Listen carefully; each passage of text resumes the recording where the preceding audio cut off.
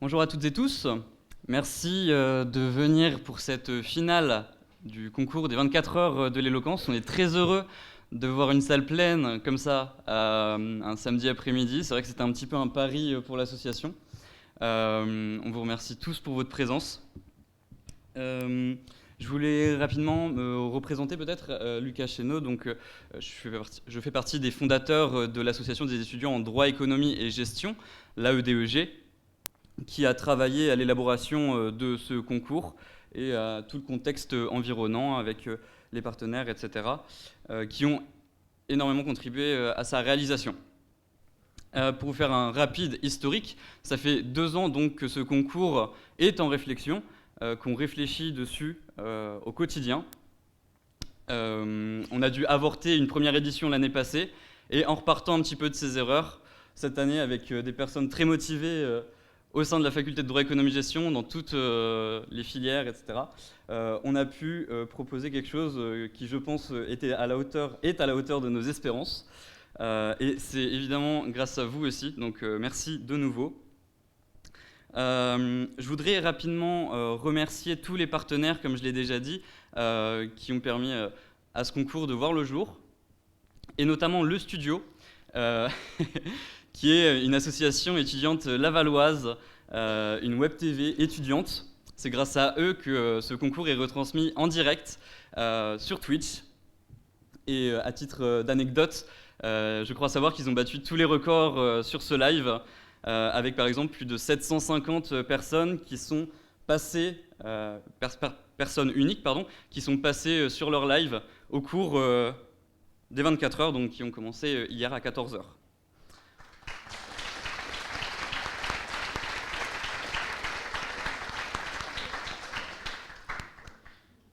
Et maintenant, je vais passer la parole à Lucie. Oui, merci, un grand merci à tout le monde d'être là, au public, d'avoir soutenu aussi les candidats depuis hier 14h. C'est un super pari, c'est une course d'endurance incroyable. Merci aux associations, merci surtout à l'Université du Mans et à l'UFR de droit qui a eu la gentillesse de nous prêter, de mettre à disposition l'entièreté du bâtiment Mercure pendant ces 24 heures. Ils nous ont vraiment fait confiance, on espère qu'on a été à la hauteur de leur confiance et vraiment, sans l'université, sans l'UFR, on n'aurait pas pu faire ce concours, donc merci beaucoup à l'université.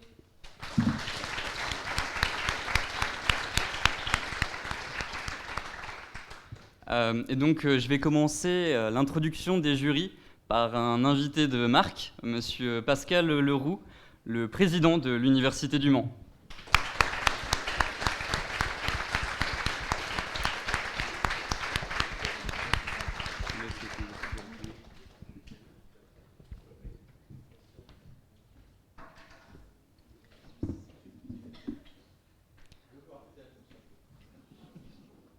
On continue dans ce jury de finale avec l'honneur d'avoir comme personnalité aujourd'hui Madame Marietta Caramanli, députée de la 2e circonscription de la Sarthe.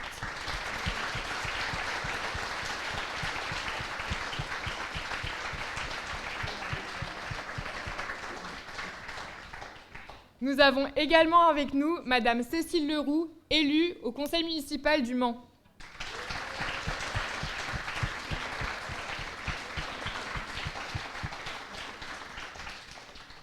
Nous continuons avec Marie Lucet, administratrice théâtrale.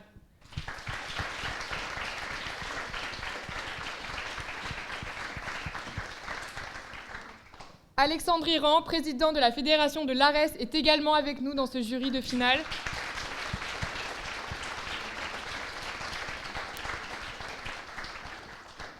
Et enfin, Madame Théa Abrard, étudiante en Master 1 de droit public à l'Université du Mans.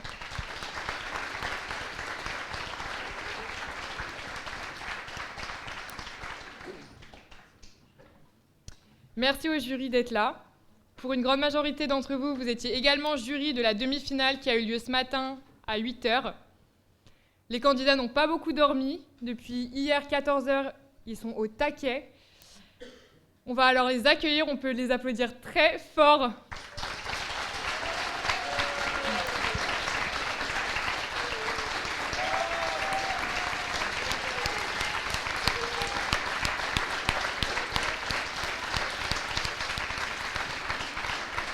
Bravo à nos 3 candidats finalistes, Marie, Alizé et Tao. On peut les applaudir, hein, vraiment.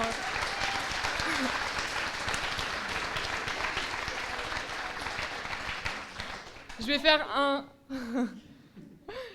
rappel retour sur ces 24 heures. Après, je vais laisser la parole à Pierrick qui va vous expliquer les règles de cette étape. Donc, le concours a commencé hier à 14h. Il s'est déroulé en 4 étapes de sélection. Une première étape qui a eu lieu hier de 15h à 19h. Puis une seconde ce matin de minuit à 3h du matin. La troisième étape a eu lieu de 8h à 10h. Et enfin, la dernière étape qui est la finale, maintenant. Entre ces étapes de sélection, nous avons eu la chance d'avoir des conférences, un spectacle de théâtre et d'autres échanges avec des associations. On a eu des moments de jeux vidéo, des jeux de société. Donc c'était vraiment 24 heures culturelles en lien avec l'éloquence. On a réussi notre pari. Merci à tout le monde d'avoir été là. On espère que vous avez fait les 24 heures. On en reconnaît pas mal. Donc c'est cool. Merci d'avoir été là.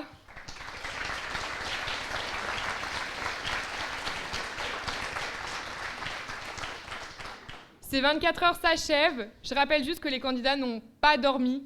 Donc, il faut être tolérant avec eux. Ils ont 0 heure de sommeil à leur actif. Et pourtant, ils ont eu l'énergie de préparer 4 sujets. Et c'est vraiment remarquable. Je vous laisse avec Pierrick qui va vous expliquer la suite de l'étape. Donc, faut bien comprendre que ce concours, c'est une épreuve d'endurance. Parce que plus le candidat évolue au sein du concours, moins de temps il a pour préparer son sujet. Donc là, ils ont eu autour de 2 heures pour préparer leur sujet de finale, sachant qu'ils avaient déjà quasiment 20 heures dans les pattes. Donc voilà, faut vraiment être tolérant avec eux, mais on ne doute pas de leur réussite. Alors la dernière étape, donc cette finale, comment elle va se dérouler ? Ils ont tous les 3 le même sujet, que je rappelle. Donc le sujet, c'est savoir, c'est être libre, et c'est une question. Donc ils passent tous les 3 sur le même sujet, sauf qu'ils n'assisteront pas à la prise de parole de chaque candidat. C'est-à-dire que dans un souci d'égalité et d'impartialité, chaque candidat prend la parole, les autres sont dehors, et voilà, et on les tourne comme ça. Évidemment, pour le choix du passage, on fait un tirage au sort pour savoir qui passera en premier. Voilà. Je vais directement passer au tirage au sort.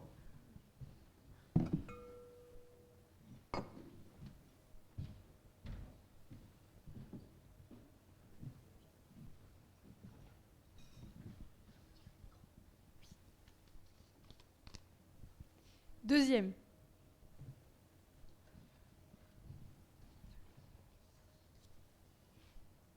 Première.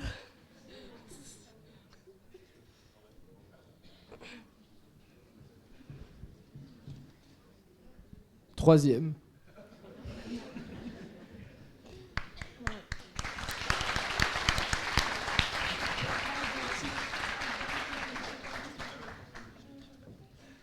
Petite spécificité pour cette finale. Donc évidemment, les membres du jury peuvent poser des questions aux candidats à l'issue de leur prestation. Mais on va accepter aussi 2 questions du public. Donc voilà, à main levée, si vous avez des questions, on viendra vers vous et on vous donnera un micro pour interroger le candidat soit sur sa prestation, soit sur le sujet de sa prestation. Voilà.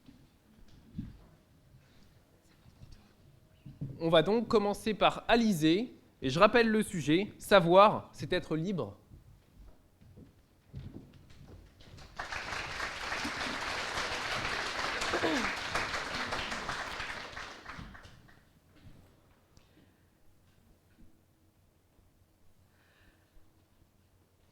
Est-ce que vous réagissez à l'instant ou à la raison ?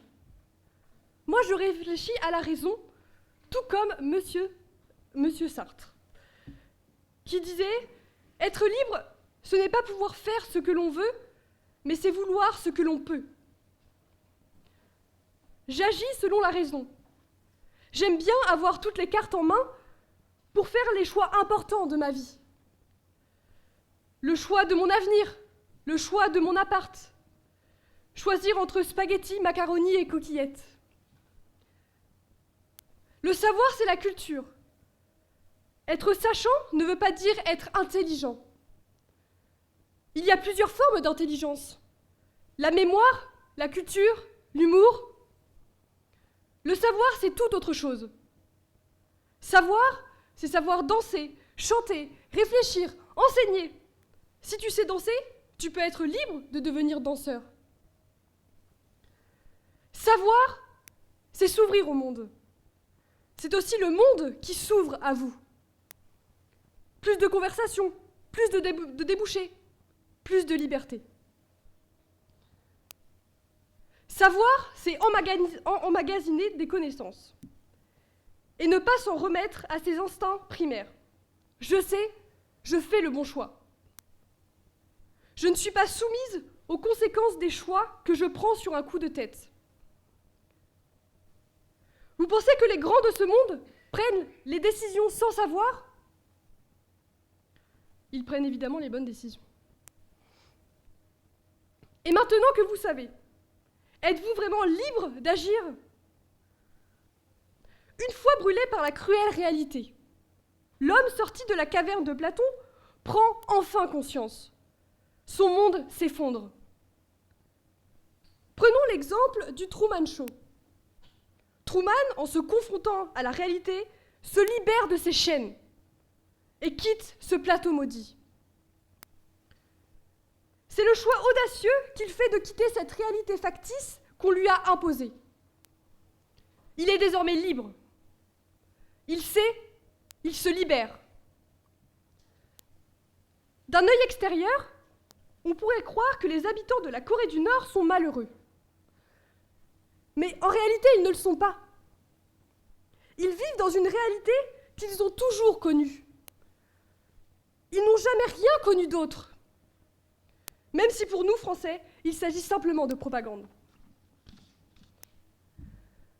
Endoctrinés, conditionnés, on leur impose leur vie. La liberté de critiquer, la liberté d'adhérer. Peuvent-ils choisir autre chose que ce qui leur est imposé ? Bon, c'est le principe d'une dictature, quoi. Et nous savons. Vous savez, vous êtes libres. Vous avez décidé de venir, choisi de ne pas dormir.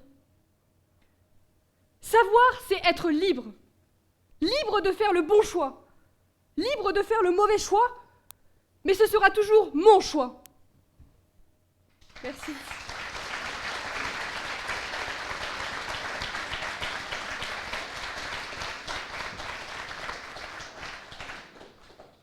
Merci beaucoup, Alizée. Est-ce que le jury a des questions dans un premier temps et après on demandera au public ? On peut demander au public dans un premier temps ? Est-ce que le public a des questions ? Oui. Bonjour. Bonjour. À l'heure des fake news, des complotismes et des conspirationnistes, qu'est-ce que vous pensez que c'est que savoir ? Est-ce que vous êtes sûr que les informations que vous recueillez ici ou là relèvent d'un bon savoir ? Eh bien, je dirais qu'il faut regarder la source. Par exemple, si ça vient de Madame Buzz, forcément, je pense que ça sera faux. Mais après, si ça vient de CNews, BFM TV ou TF1, il y a quand même de grandes chances que ce soit vrai. Voilà. Je ne sais pas si j'ai répondu à la question. Une autre question. Alors ma question, elle ressemble un peu à la question du monsieur, mais du coup, comme on parle du savoir, comment tu peux être sûr de savoir qu'ils sont vraiment heureux ? Puisqu'en fait, tout ce qu'on peut voir à l'information, c'est peut-être aussi parce qu'ils sont manipulés à dire ça, vu qu'ils sont en Corée du Nord, par exemple. Comment on peut être sûr, vu que tu l'as su comme ça, mais comment on peut être sûr de cette source ? Tu parles des habitants en Corée du Nord ? Oui. Justement, je pense que pour eux, ils sont heureux parce qu'ils ne connaissent pas autre chose. Mais c'est pour ça que j'ai dit que de notre œil à nous, ils seraient forcément... Ils seraient malheureux parce que nous, on vivrait comme ça, on serait malheureux parce qu'on n'a jamais vécu comme ça. Après, eux, ils ont toujours vécu dans cet endoctrinement, donc je pense que... Voilà. Mais est-ce que du coup, ne pas savoir ce qu'il y a à l'extérieur peut aussi nous rendre malheureux, vu qu'on ne sait pas ce qu'il y a ? Tu peux juste répéter ta question, s'il te plaît? Vu qu'ils savent pas ce qu'il y a à l'intérieur, comment on peut être sûr qu'ils sont heureux vu qu'ils ne connaissent rien d'autre? S'ils ne connaissent rien, et la connaissance, c'est être heureux, c'est être libre. Et donc, s'ils n'ont pas de connaissance d'extérieur, comment ils peuvent être vraiment heureux et comment savoir s'ils sont heureux? Bah parce que je pense que le gouvernement leur dit que, de la façon dont ils pensent, c'est la meilleure façon d'être heureux. Merci.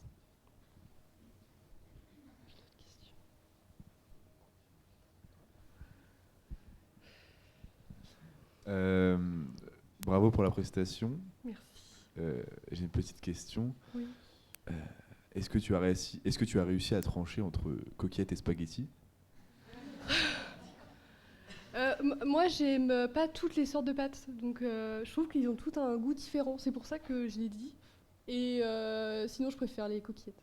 Voilà. Merci.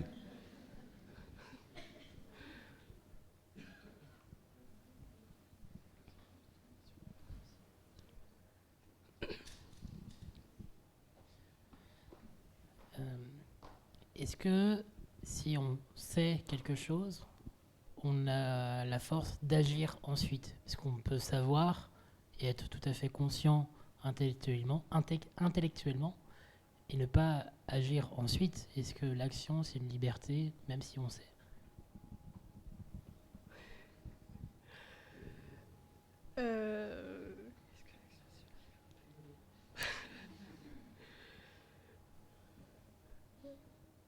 Est-ce qu'on peut juste répéter la question? Je suis désolée. Oui, excuse-moi. Est-ce que même si on sait même si on sait une chose et qu'on est libre de savoir, de savoir cette chose, est-ce que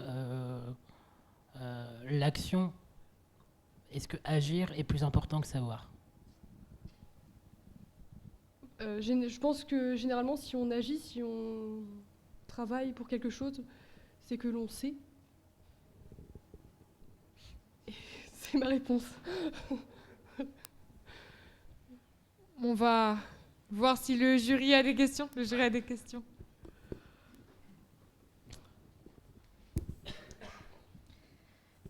Donc, merci pour cette prestation. D'abord, vous avez cité tout à l'heure dans votre propos un exemple qui m'a touchée, qui est celui de la caverne de Platon. Oui. Et dans cet exemple-là, comment vous l'interprétez? Est-ce que c'est le savoir de la réalité ou est-ce que c'est une illusion de la réalité?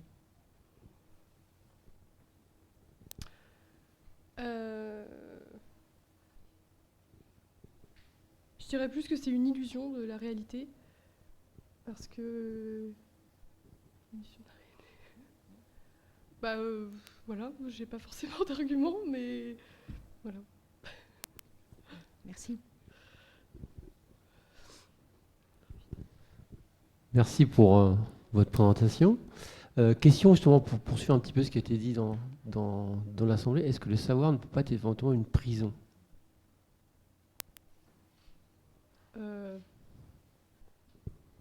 Non, enfin, je vois mal comment ça pourrait être le cas.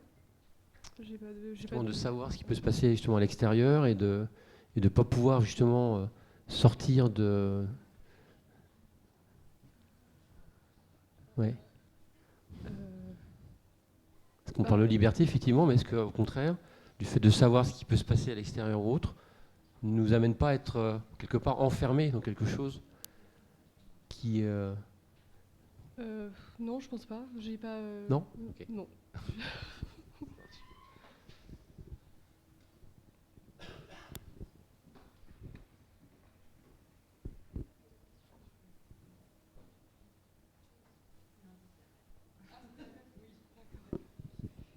Eh ben, on va remercier Alizé. Merci beaucoup.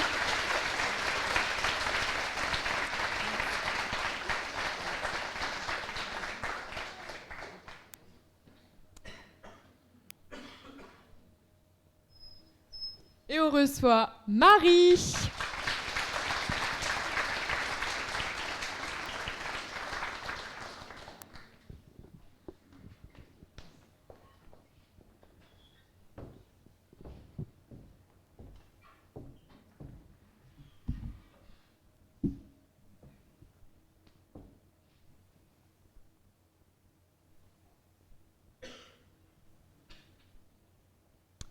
Savoir, c'est être libre?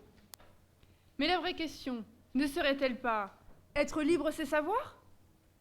La liberté de savoir, de connaître, d'accéder à la connaissance.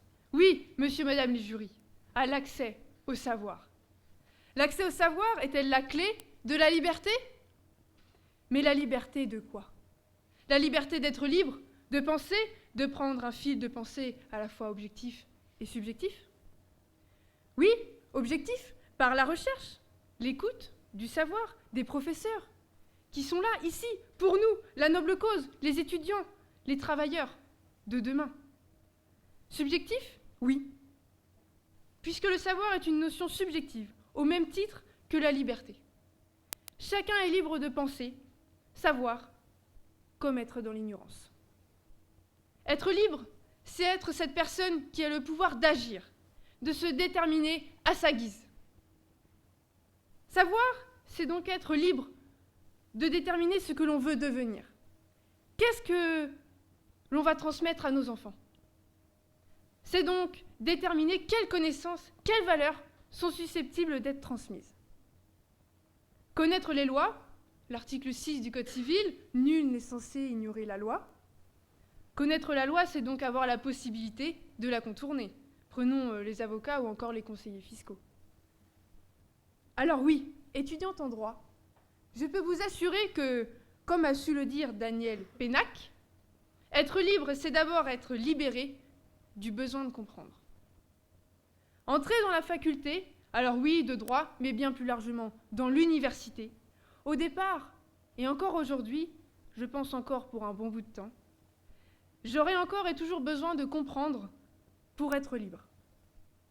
Oui, être libre. De penser, de voter objectivement, de savoir.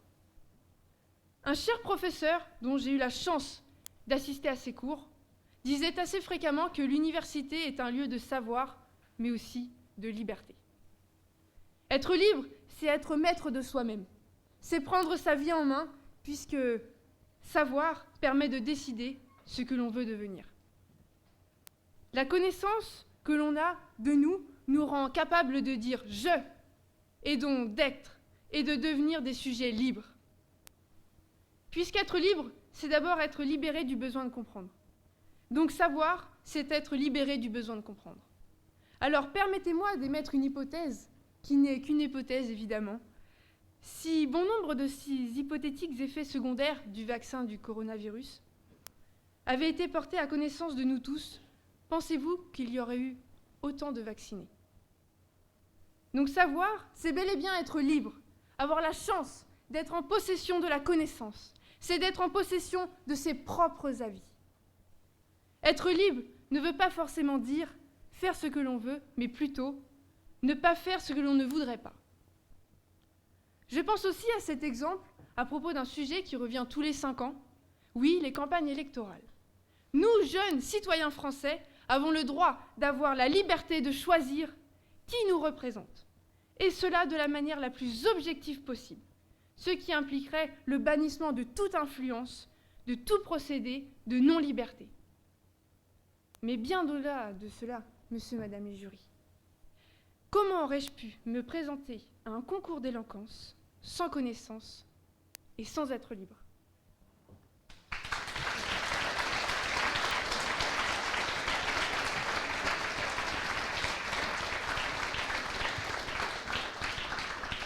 Merci beaucoup, Marie. Questions dans le jury? On commence par des questions du public. Ouais.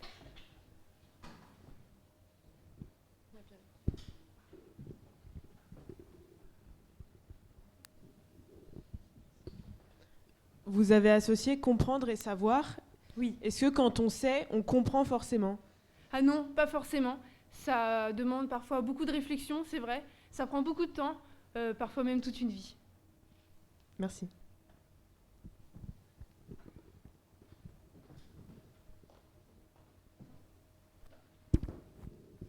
Bravo pour votre prestation. Hein. Merci beaucoup. Vous connaissez la phrase « La liberté des uns s'arrête à partir du moment où commence celle des autres ». Oui, c'est connu. Est-ce qu'on peut être libre sans savoir?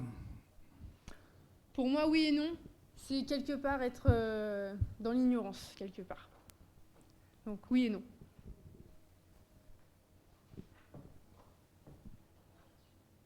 D'autres questions dans le public? Dans le jury? Ouais. Alors bravo déjà pour cette prestation. Vous avez dit que la connaissance était quelque chose de subjectif. Oui. Et du coup, je voulais savoir si vous pensiez qu'on peut acquérir des connaissances et donc de la liberté aux dépens des autres. Oui, on peut avoir de la connaissance aux dépens des autres, en se cultivant par soi-même, par ses propres moyens, et parfois, oui, en se dissociant parfois même des a priori.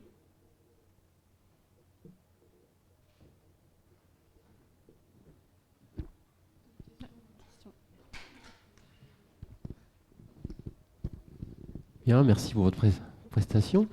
Question, on parle effectivement là de savoir et liberté. Est-ce que le savoir ne peut pas être une prison?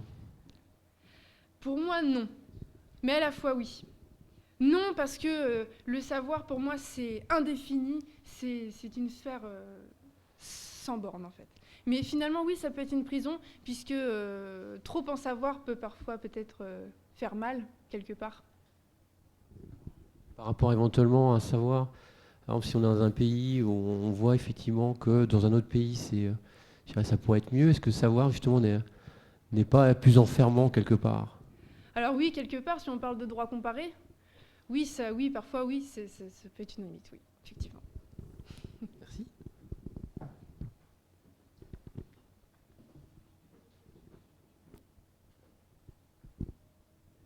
Merci beaucoup, Marie. On peut l'applaudir.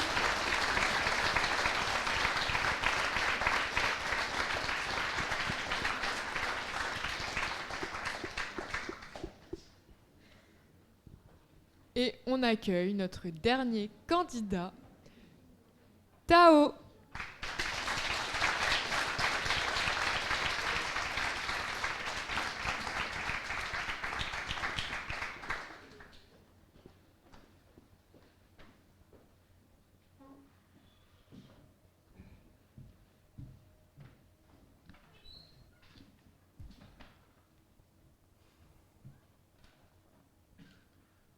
C'est dans les mots que nous pensons, disait Hegel. Il est vrai que nous utilisons des mots pour décrire des concepts, des images, des ressentis, ou encore la réalité. Alors, plus nous avons un vocabulaire riche, plus nous pouvons effectuer de subtilités entre les termes. Nous avons une plus grande palette de nuances. Le savoir est l'état de la conscience d'une personne qui sait, qui a pleine conscience de quelque chose. Or, si nous avons la pleine connaissance du vocabulaire, de notre langue, nous pouvons approfondir nos réflexions, entraînant donc une hausse de notre liberté intellectuelle. Savoir, est-ce être libre?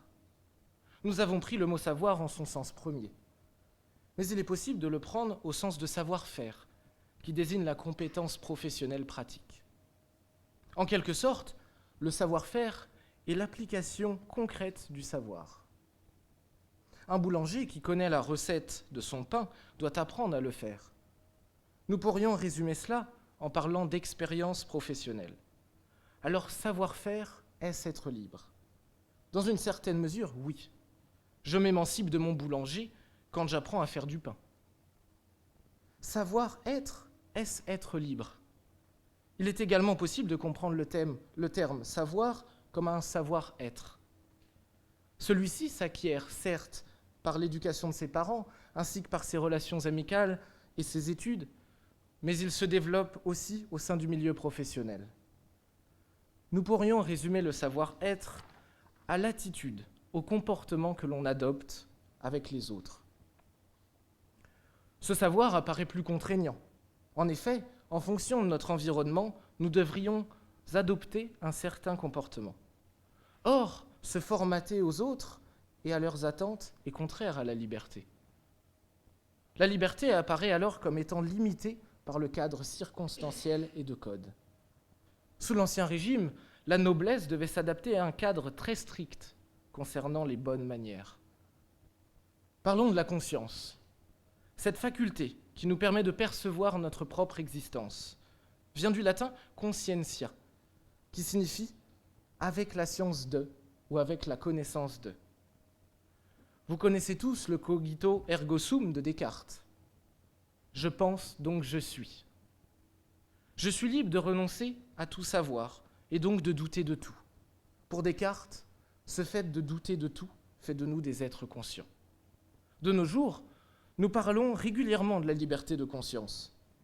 Ce serait donc la liberté de percevoir notre propre existence.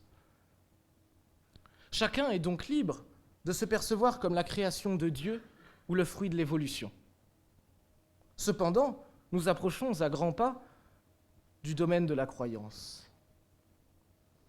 Vous le savez tous autant que moi, le savoir et la croyance sont distincts. La croyance est le fait de considérer comme vrai. Ce n'est pas assuré que ce le soit. Nous sommes libres de croire ou de ne pas croire. Peut-être que croire, c'est être encore plus libre que de savoir. Mais le savoir, la science, impose une vérité, quelque chose qui est prouvé. Savoir, est-ce être libre ? Je sais que je suis libre. C'est ici que la question prend tout son sens. Connaître la liberté, c'est reconnaître quand elle disparaît. Un enfant d'esclave qui a toujours vu ses parents enchaînés ne connaît pas la liberté. Il est enfermé dans sa condition. Penchons-nous sur le terme de liberté. Du latin liber, il renvoie à l'homme libre, affranchi de toute forme de contrainte. La liberté d'agir est un statut social garanti par des droits et des devoirs, et s'oppose en cela au statut d'esclave. Pour autant, être libre, ce n'est pas répondre à tous ces instincts et désirs. Nous savons, nous avons conscience, nous sommes doués de raison.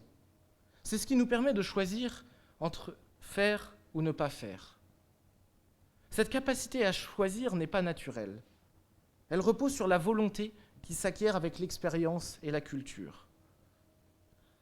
La liberté ne réside pas dans ce qu'on fait, mais dans la manière dont on le fait. Sartre nous dit « Être libre, c'est savoir dire non ». Pour pouvoir choisir, pour pouvoir dire non, il faut bien en avoir connaissance de sa condition. Le savoir et le savoir-faire constituent l'émancipation de l'homme. S'émanciper revient à être libre, à se dégager d'une contrainte.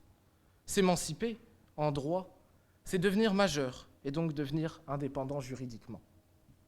S'émanciper philosophiquement, c'est apprendre pour s'élever de sa condition. Aristote dit que nous sommes des êtres accomplis en puissance, c'est-à-dire que nous aspirons à devenir meilleurs et plus libres par notre apprentissage. Savoir, est-ce être libre ? La philosophie des Lumières a considéré le savoir comme libérateur en lui-même par le seul fait qu'il dissipe les préjugés et les ignorances qui sont au fondement de toutes les dominations.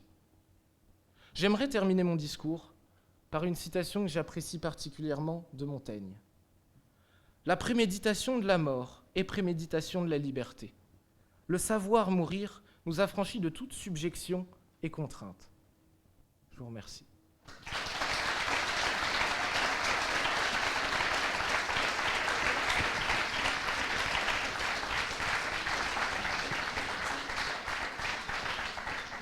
Merci beaucoup, Tao. Question dans le public. Oui, Amélie. Pierrick et Amélie. Ouais.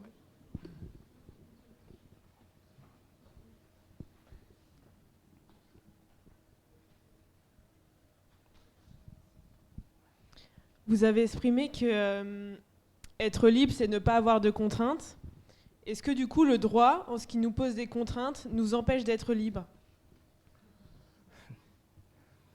Le droit permet justement d'encadrer cette liberté, donc dans un certain sens, il la limite, mais il la limite quasiment pour qu'on puisse mieux l'exercer, puisque nous ne sommes pas confrontés à la liberté des autres qui deviendrait exagérée s'ils le souhaitent. Merci.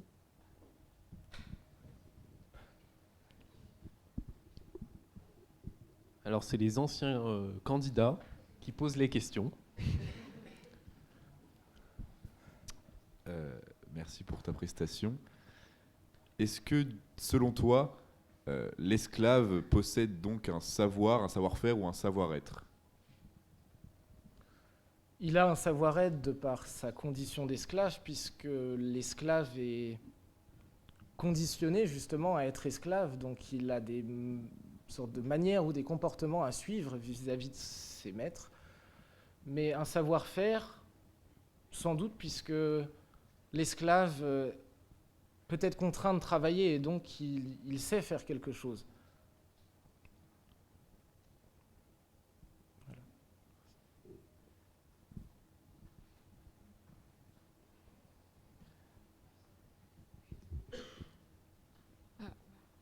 Encore un autre candidat. Alors, félicitations pour ta performance. Merci. J'étais vraiment ému. Alors, tu nous as cité Montaigne. Moi, je vais te poser une question sur son grand ami Étienne de la Boétie. Est-ce que tu ne penses pas que savoir, c'est aussi savoir où s'éteint notre liberté?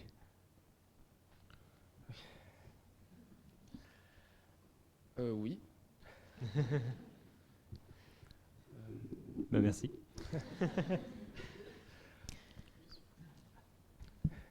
Moi, j'ai une question. Donc, tu as parlé de la condition d'esclave, pardon. Tout d'abord, bravo pour ta prestation. Merci. Donc, pour toi, un esclave est libre parce que... non. Le savoir, c'est une forme de liberté pour toi. Donc, est-ce que l'esclave ne serait pas un petit peu libre parce qu'il a un certain savoir-faire? Il a certes une certaine liberté.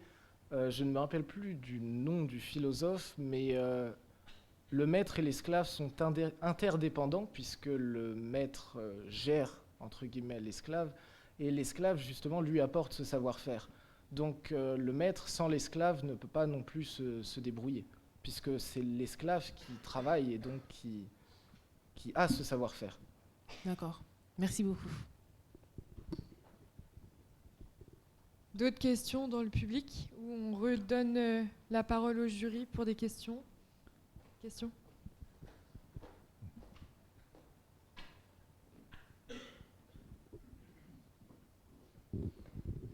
Alors d'abord, bravo et merci pour votre prestation. Vous avez approché le savoir, enfin vous avez fait une analogie entre les savoir-être, les savoir-faire et le savoir.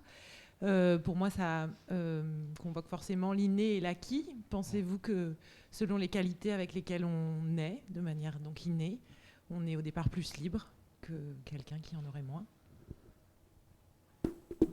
Nous ne sommes pas forcément plus libres du fait d'avoir des capacités différentes justement d'autrui, puisque la personne peut avoir une autre personne peut avoir d'autres capacités innées dans lesquelles je suis incompétent et inversement, et donc cette liberté, tout dépend de la manière dont on l'exerce et justement dans quelle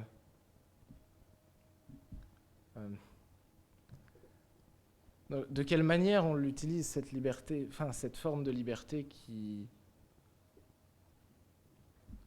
Aristote disait que nous sommes des êtres en puissance, donc même si nous avons des capacités innées, l'important c'est tout de même d'apprendre. Et justement, ce que l'on acquiert tout au fil de notre vie permet justement de soit rattraper, soit combler le retard que nous pouvions avoir avec les capacités innées.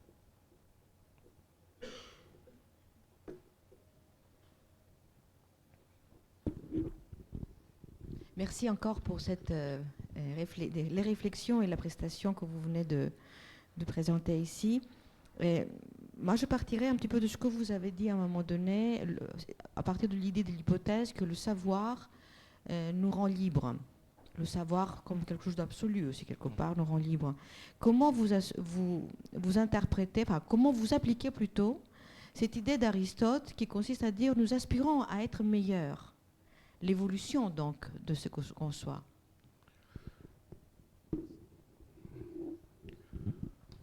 Pour Aristote, nous sommes tous nous aspirons tous à devenir bons naturellement et donc plus libres. Tout dépend justement de nos choix et justement de la liberté.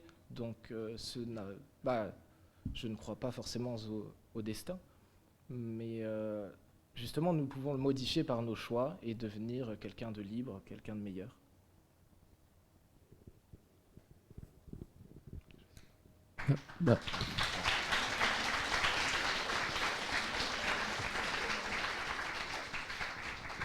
Merci pour votre prestation. Question, là on parlait de savoir et de liberté, mais est-ce que le savoir peut emprisonner? Peut en priver? Emprisonner. Ah, emprisonner. Nous l'avons vu, le savoir-être emprisonne dans un certain cadre de circonstances et de codes, justement, par rapport à comment nous devons nous comporter face aux autres, avec les autres. Mais si l'on prend le savoir au sens premier du terme, il est vrai que nous pouvons être enfermés justement dans l'étendue de notre savoir. Ce qui fait qu'apprendre permettrait d'élargir ce cadre et de dépasser justement, de devenir de plus en plus libre. C'est l'apprentissage. Et est-ce que, par exemple, connaître, vous parliez tout à l'heure d'esclavage, d'esclave, si l'esclave sait que ailleurs on peut être libre, est-ce que le fait de savoir ça l'emprisonne fait quelque part? L'esclave, justement, l'enfant d'esclave ne peut pas forcément connaître la liberté puisqu'il a vu ses parents enchaînés depuis son plus jeune âge, mais s'il découvre la liberté par un autre apport, il peut justement découvrir la liberté et se dire que ce qu'il est, se rendre compte de sa condition et donc aspirer à devenir plus libre. Merci.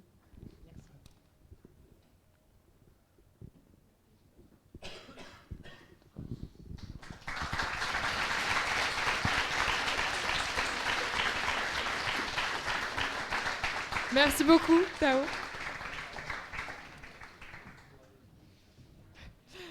Il est temps maintenant de laisser notre jury délibérer et de revenir dans quelques instants nous annoncer le nom du ou de la grande gagnante de cette première édition des 24 heures de l'éloquence. Je vous laisse suivre Thibaut qui va vous accompagner. Et pour le public, on se retrouve d'ici une dizaine de minutes.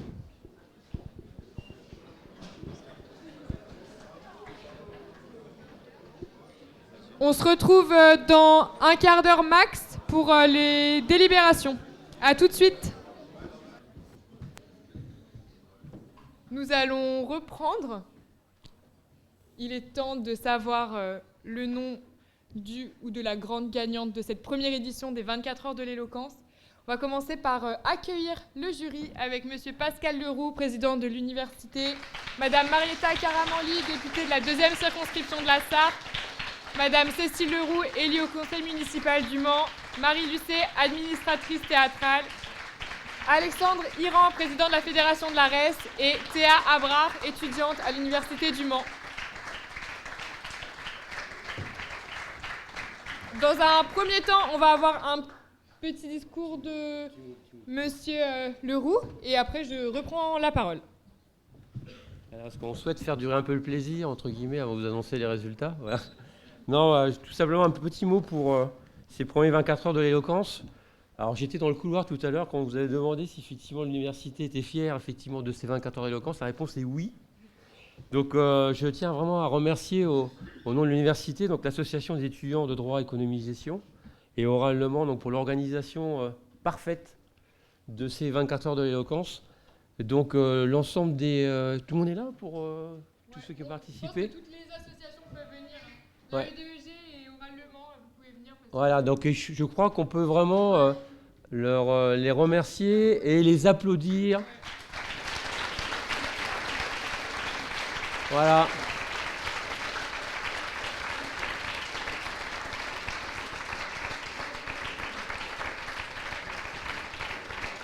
Bravo. Parce qu'organiser un événement tel que celui-ci, ça demande plusieurs semaines, plusieurs mois, plusieurs années, si j'ai bien compris, puisque ça devait avoir lieu l'année dernière. Voilà. Donc c'est quelque chose effectivement d'extrêmement important et il faut être méthodique. Donc vous avez réussi à le faire. J'ai pu voir au niveau des buffets aussi. Tout était là en fait pour que cette organisation soit, je dirais, au top, pour vous accueillir, pour accueillir donc aussi les candidats, puisqu'il y avait au départ 15 candidats, les candidates qui sont toujours un peu là, les yeux un peu fatigués, mais bon, voilà, sont tournés ici présents pour assister notamment au dernier débat. C'est une première fois. Ben moi, le challenge, c'est que l'année prochaine, ça recommence. Et aussi qu'on ait éventuellement plus de candidats et plus de personnes à l'assistance. Voilà. Donc un grand merci à vous, un grand merci aux membres du jury et un grand merci à l'ensemble des participants ici et aussi en web vidéo. Donc je tiens à remercier le studio. J'étais derrière mon écran hier soir pour justement assister à la première, aux premiers échanges. Voilà. Un grand merci à toutes et à tous. Et encore une fois, là, on va vous donner les résultats dans peu de temps. Un grand merci aux candidats. Donc, on a été ravis. Moi, j'ai été ravi de pouvoir assister donc, à la finale, mais aussi aux premiers échanges. Donc, je pense que c'est un bon exercice, aussi bien quand on est étudiant, mais aussi pour votre future, je dirais, carrière professionnelle. Donc, continuez ainsi. Bravo à toutes et à tous. Et que la fête commence.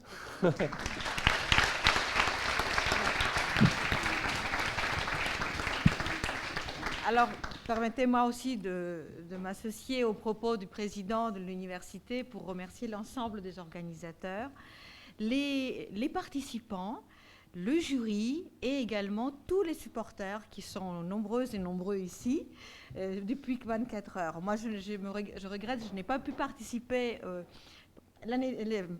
pas l'année dernière, ça n'a pas été fait, mais sur hier, parce que voilà, moi aussi j'ai passé une petite nuit de 4 heures. Je rentre de l'Assemblée nationale où les débats étaient très, très, très chauds, comme on dit, dans l'argumentation, parfois pas toujours, dans des positions, mais en tout cas, le débat était là et je pense que, à la fois comme une ancienne étudiante de droit et de lettres, mais aussi enseignante dans ces lieux qui me touchent toujours quand je me retrouve, et aujourd'hui à l'Assemblée nationale, voilà, l'argumentation, la réflexion, la connaissance nous rend vraiment aussi la connaissance, le savoir-être, la manière de garder aussi le lien avec toutes les personnes, quelle que soit leur opinion, et de débattre dans le respect. Ça nous rend libres et ça nous rend vraiment aussi, je pense, apaisés pour pouvoir construire des choses positivement avec l'ensemble de la population. Voilà, il faut arriver à convaincre. Donc on passe au résultat, après cette séquence. Alors ça n'a pas été facile, nous avons discuté entre nous, nous avons eu des candidats d'une grande qualité, et donc c'est difficile, mais il faut faire un classement. Je vais donner le premier nom, qui est donc celui de Marie. Voilà, Marie, et puis Tao et Alizé. Donc je voulais vraiment qu'on l'applaudisse tous les trois très très fort.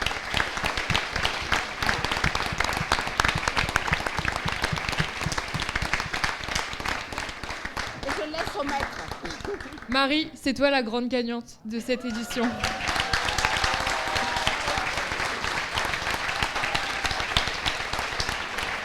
Tu veux venir dire un mot ? Tu veux venir dire un mot ?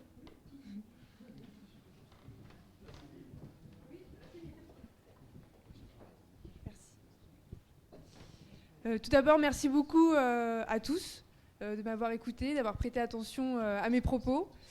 Merci beaucoup de m'avoir soutenu, d'avoir même posé des questions, parce que, à mon sens, c'est très intéressant d'avoir votre retour sur des travaux effectués.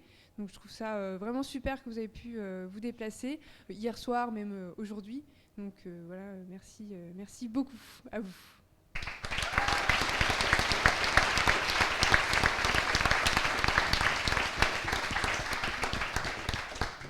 On va te remettre ton premier prix. Et c'est Thibaut, le président. Oui, on peut inviter tout le jury, oui.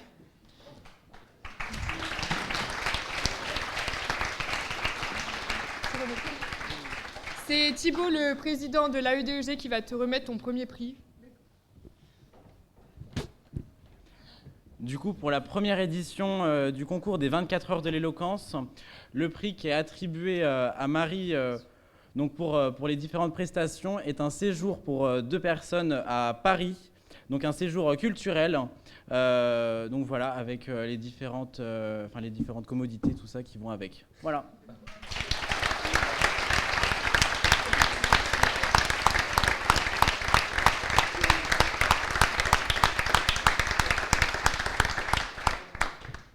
Et donc le deuxième, c'est Tao. Tu peux nous rejoindre.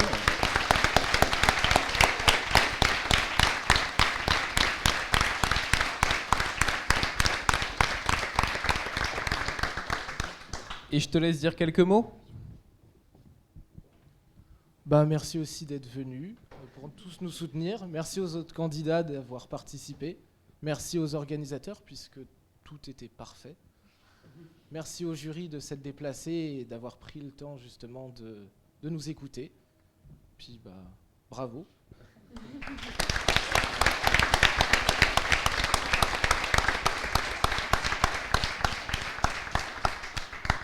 Et le deuxième prix, c'est 2 places au Puy du Fou. Donc amuse-toi bien.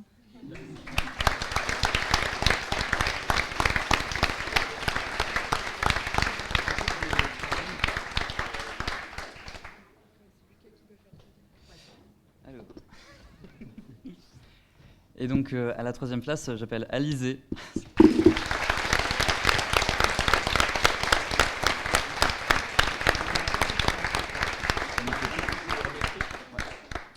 Et donc pour la 3e place, ce sera 2 places au Zoo de la Flèche. Voilà. Ouais, vas-y.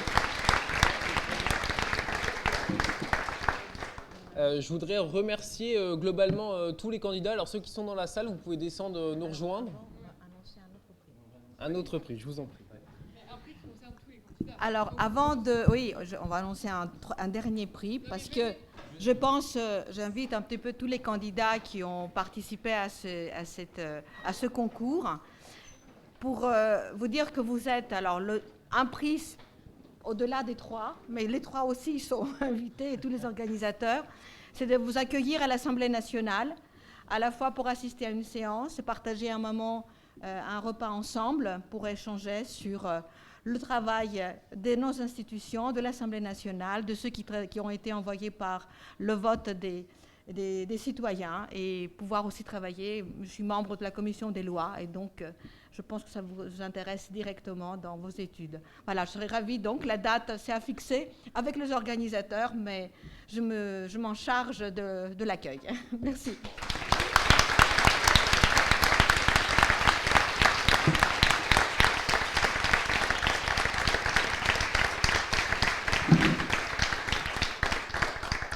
Donc moi, je voulais insister sur le fait que je suis les candidats depuis le début pour des formations sur la prise de parole, donc aussi bien pratique que théorique, et que j'ai vu les 15 candidats en début d'année, pour la plupart très timides, parfois incapables de se présenter.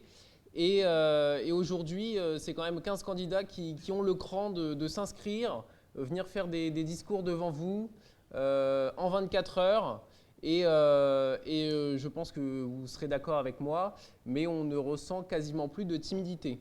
Donc je pense que c'est un vrai challenge pour eux. Ils ont osé et à mon sens, ce sera des modèles pour les futurs étudiants et les futurs concours. Donc je voudrais qu'on les applaudisse tous.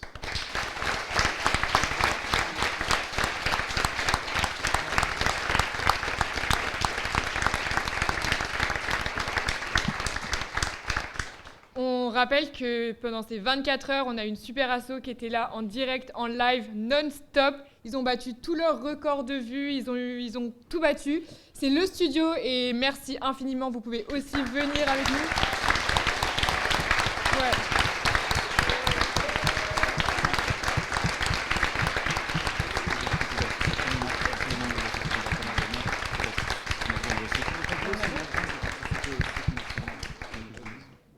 Merci beaucoup le studio, vous étiez au taquet, en non-stop, à la régie, en interview.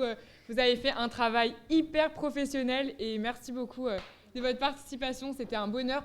Et aussi pour le public qui a pu assister au concours à distance depuis le lit à 4h du matin. Donc, c'était pratique.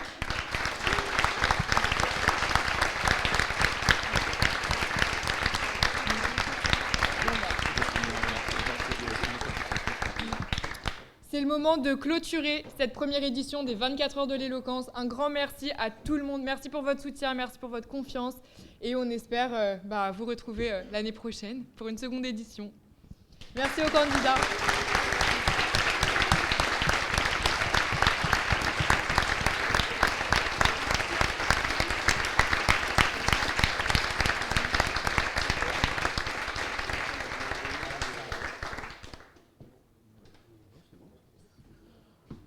Pour clôturer je dirais ces 24 heures de l'éloquence, on vous invite tous à se retrouver à l'étage, à l'étage, pour partager un moment tous ensemble, boire un coup, manger un peu, et puis terminer ces 24 heures sur ces derniers instants, et puis voilà.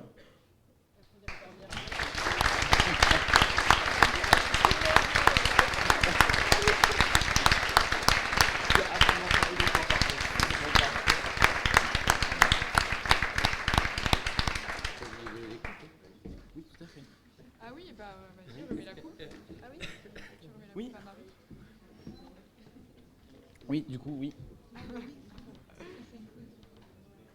Oui, c'est ça.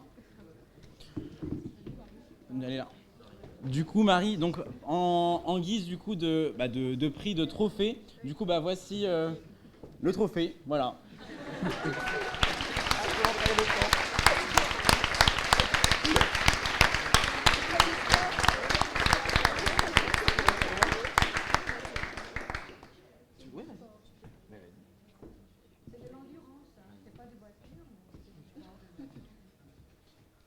Et du coup, on voulait remercier aussi le deuxième Tao. T'as aussi ta coupe.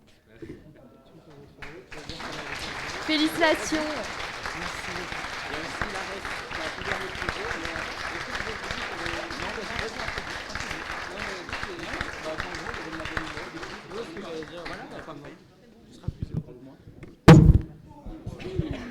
Il ne s'est rien passé. Je me permets juste un dernier mot. On m'a présenté depuis tout à l'heure comme le président de la fédération de l'ARES. Personne ne doit savoir ici véritablement ce que c'est. Je représente du coup tous les étudiants en droit, en économie-gestion et en AES et en IAE et en sciences politiques en France. Ça fait beaucoup de gens. Et des concours comme celui-ci, il y en a un petit peu partout en France, dans beaucoup d'universités. Et si je dois dire une chose, c'est que l'audace et l'innovation qu'a eu celui-ci, c'est de le faire sur 24 heures. C'est déjà un gros défi. D'habitude, c'est étalé sur un mois ou deux pour avoir le temps et laisser le temps surtout aux participants de préparer ces phases-là. Là, on l'a réalisé en 24 heures et c'est un gros défi pour une association aussi jeune que l'AEDEG. Donc, je tenais une nouvelle fois à les féliciter.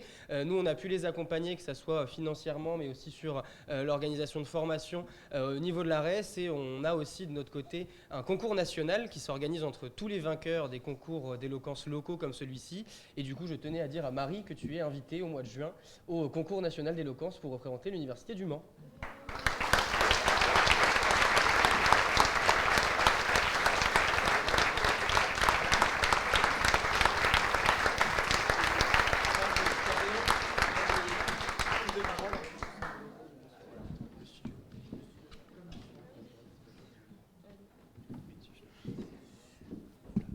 Je viens juste rajouter un dernier petit mot et puis après je vous laisserai aller boire un coup et manger après ces 24 heures qui ont été très, très endurantes. Nous, ça va être le moment de terminer nos 24 heures de live. Un grand merci déjà à toutes nos équipes. Il y en a qui sont déjà partis, il y en a qui sont en Espagne à cette heure-là. Et qui étaient là hier, donc on les remercie énormément à toutes nos équipes qui on était un peu plus d'une dizaine de personnes à couvrir ces 24 heures. C'était un gros défi pour nous parce que 24 heures de live, il faut les tenir, donc que ce soit en régie ou que ce soit sur le plateau. Au total, comme le disait Lucie tout à l'heure, on a battu nos scores, on est à plus de 1000 personnes uniques qui sont passées sur le live avec des pics à plus d'une centaine de personnes, plus de 4000 vues pareil sur le live, donc un grand merci à tous pour votre fidélité derrière votre écran. Et il est temps pour nous de clôturer ce live de 24 heures. Un grand merci à tous.